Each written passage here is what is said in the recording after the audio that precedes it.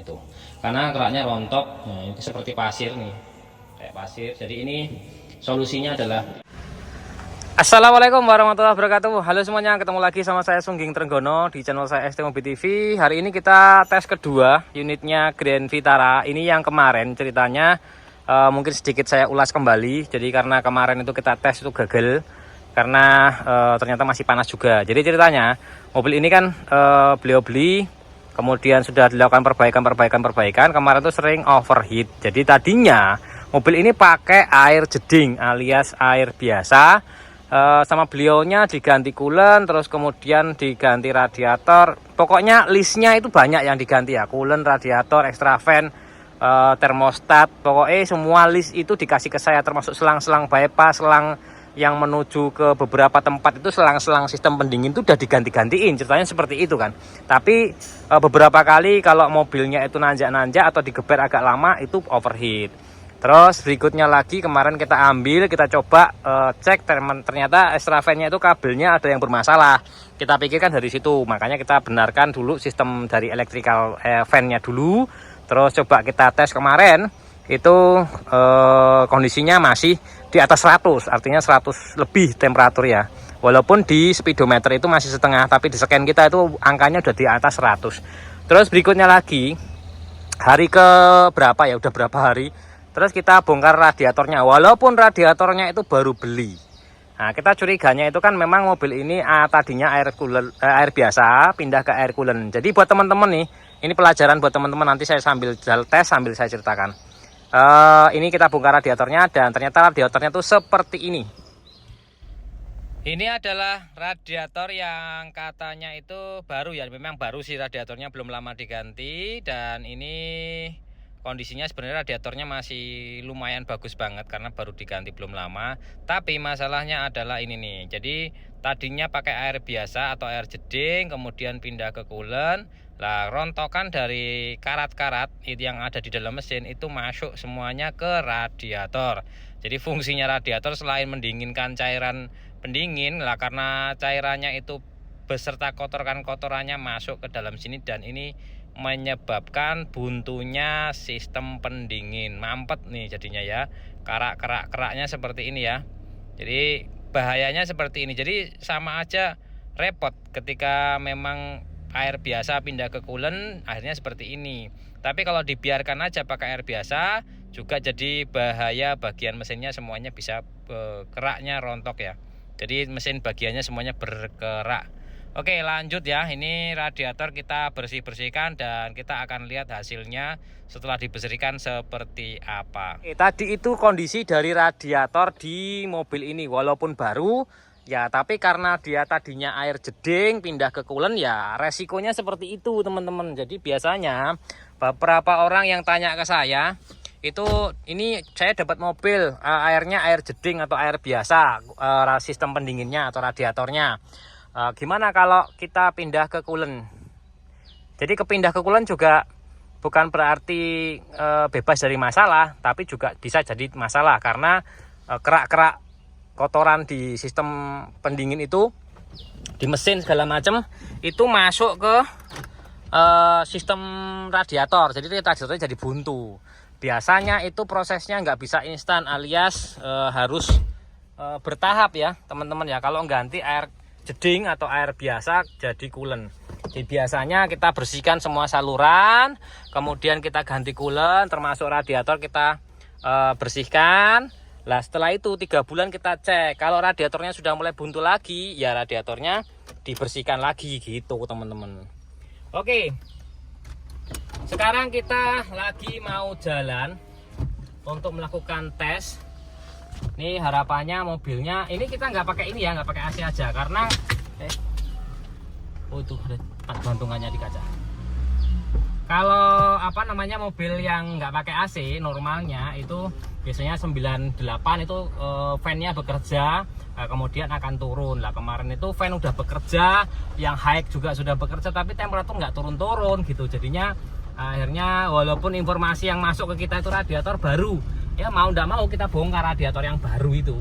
Nah ternyata isinya kan banyak banget kotoran-kotoran dari kerak ya, apa jenenge kuwi, karat-karat gitu. Dari karat-karatnya wis kayak pasir-pasir gitu. Terus tadi itu kita coba korok-koroki dalam mesin tuh kita drojokin. Jadi bagian bawah kita lepas ini termostatnya katanya baru, tapi setelah kita buka juga termostatnya nggak ada. Jadi tidak terpasang. Jadi mobil ini ternyata datang itu tanpa termostat, walaupun informasi dari pemiliknya itu termostatnya baru. Jadi memang ketika kita ke bengkel itu informasi awal dari pemilik mobil itu sangat penting sekali untuk membantu kita dalam menganalisa gitu ya.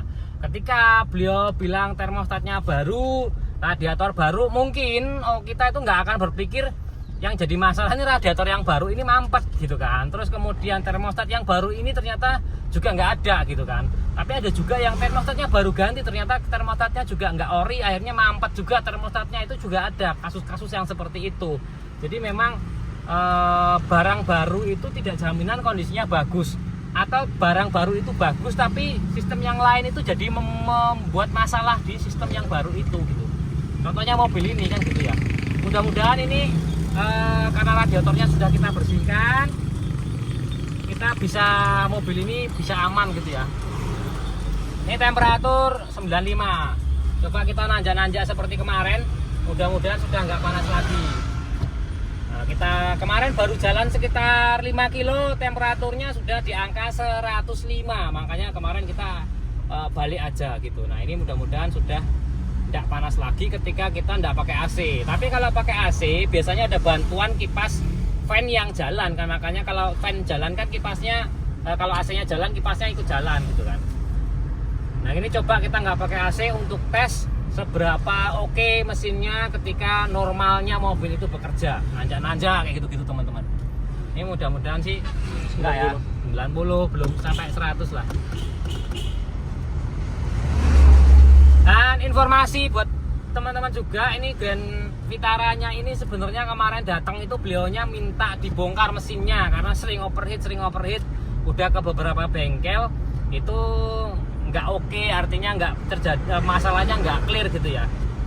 Nah ini alhamdulillah, mudah-mudahan setelah kita bersihkan sistem salurannya termasuk radiator yang baru kita korok sudah clear gitu. Sekarang kita tes drive dulu ke depan mas.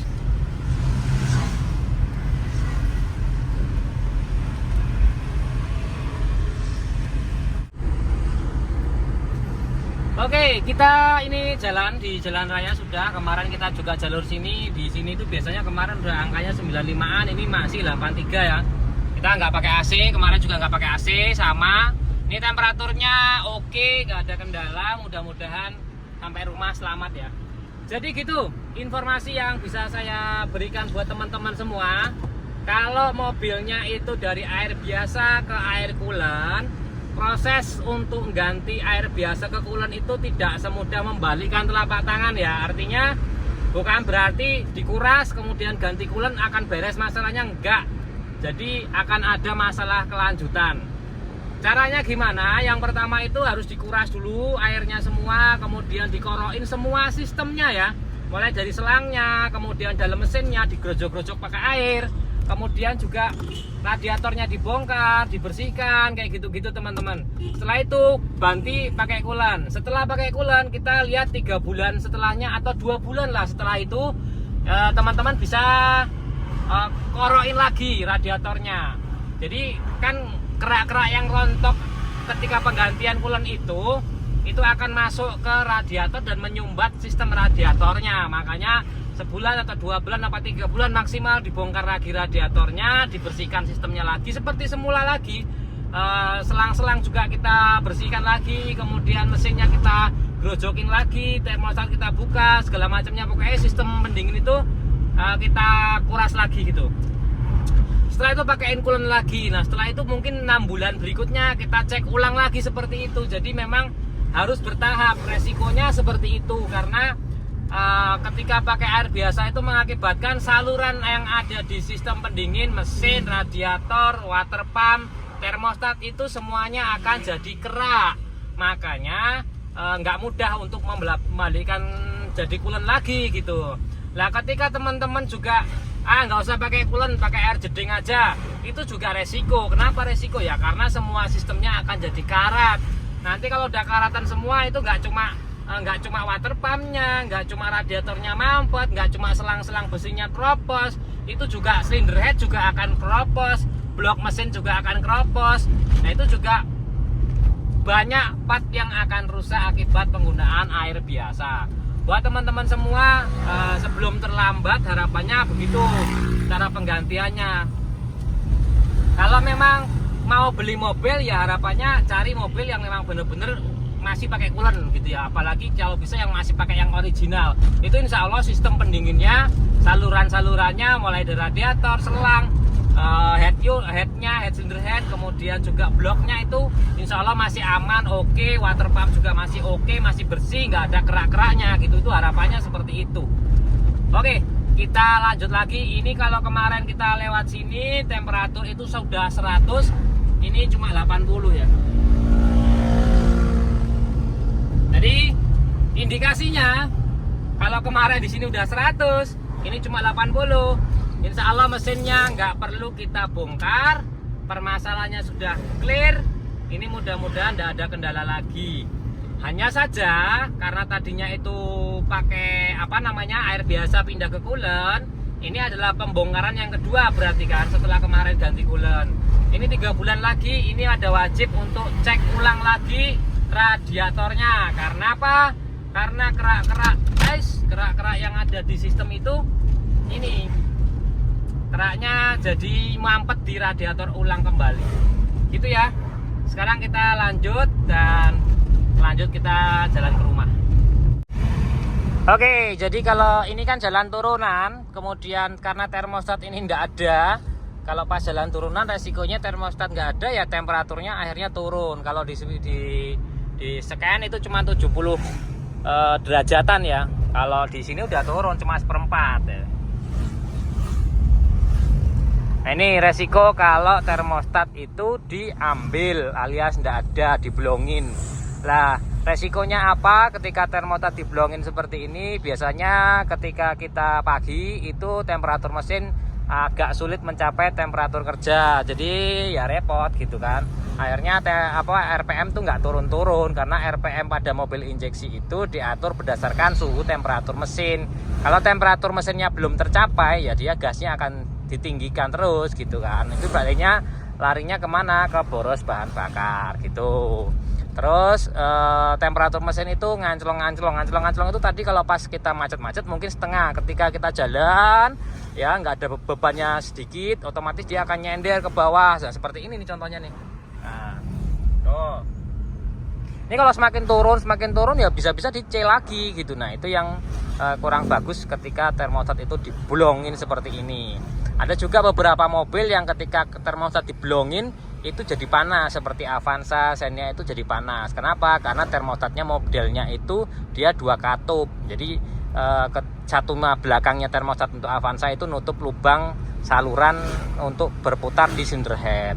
Ketika diblongin ya airnya cuma muter-muter aja di cylinder head yang panas itu. Nah, makanya ada beberapa mobil yang tidak bisa dilepas termostatnya. Nah, kalau ini bisa dilepas tapi dengan konsekuensi ketika turunan dia langsung bener-bener drop cuma 70-60, tapi ketika panas ya naik gitu jadi 90 atau 88 gitu ya. Artinya fluktuatifnya atau perubahan suhu itu agak lumayan ekstrim gitu, terlalu jauh gitu kan. Kalau dia pakai termostat biasanya mainnya angkanya cuma 80 sampai 98. Itu main dia di situ tuh. Tapi kalau nggak ada termostatnya, mainnya itu bisa jauh 98 tinggi. Kemudian turunnya kalau pas turun seperti ini apalagi di gunung mungkin cuma 50 derajat atau 60 derajat. Jadi mainnya terlalu tinggi ya. Banyak gitu teman-teman. Oke, jadi baiknya gimana? Ya baiknya distandarkan semuanya. Ketika mobilnya normal, ya pasti akan jadi normal gitu. Kecuali kalau mesinnya itu bermasalah, termostat harus diambil segala macam, itu sebenarnya bukan cara penyelesaian yang benar ya. Itu cara penyelesaian yang kurang benar. Karena modelnya bypass aja, nyari jalan termudah gitu kan. Nggak mau nyari permasalahannya di mana. Harusnya dicari dulu permasalahannya di mana. Apa yang bermasalah diperbaiki, bukan termostatnya yang diambil gitu ya. Ini kasusnya salah satunya termostatnya hilang, nggak ada ya. Coba nanti kita komunikasikan sama beliaunya. Ini termostatnya katanya diganti, taruh di mana sama bengkel yang lama gitu. Oke, gitu teman-teman. Saya Ari, wassalamualaikum warahmatullahi wabarakatuh. Alhamdulillah mesinnya nggak jadi dibongkar. Temperatur piro, Mas? Oh, siap ya. 60.